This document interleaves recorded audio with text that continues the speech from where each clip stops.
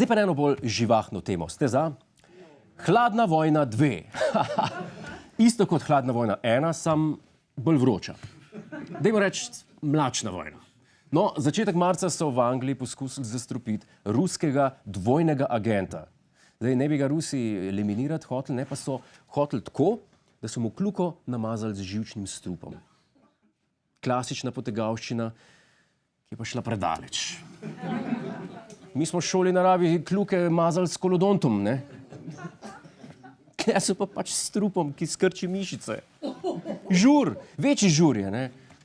V glavnem, ta poskus umora je spodbudil več držav, da so izgnale ruske diplomate. Ruska televizija pa je iz tega naredila neke sorte tekmovanje. Ну, с Украиной вопрос понятен. Ну да. Да, эта страна, этот режим солидаризировался у нас давно. Amérique, 12 points. Angleterre, 10 points. To je moja najboljša francoščina, kar jaz moram sorry.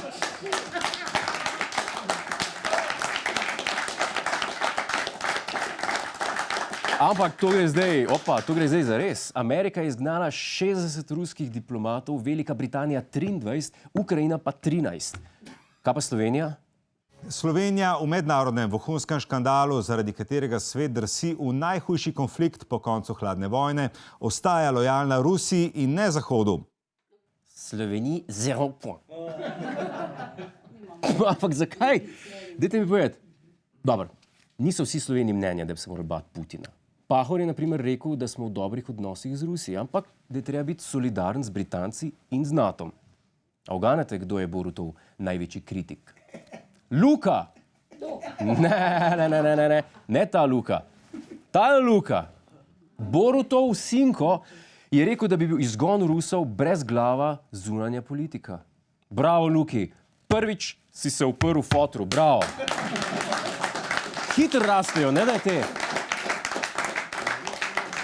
Me samo zanima, kako bo stari odreagiral. Zih bo na Instagramu en dan napisal, da ima ta malo pravico kritizirati, sam da bo v kinu kokice pa sam plačal. Ne? A ne bi bil hec, če bi se to res zgodilo? To se je dejansko zgodilo. Dejansko je to napisal. Jaz grem domov. Kdo me rab?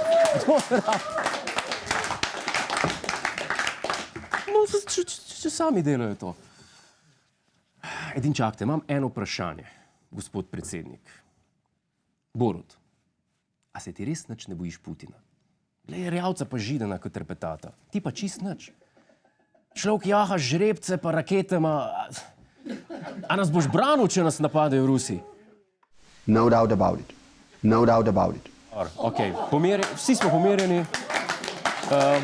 Vsi smo pomirjeni, ampak dajte za vsak slučaj prej povohati kljuke, gospod predsednik, od nas naprej.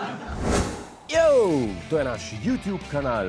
Klikni na ta gumb in se naroči, da boš na tekočem.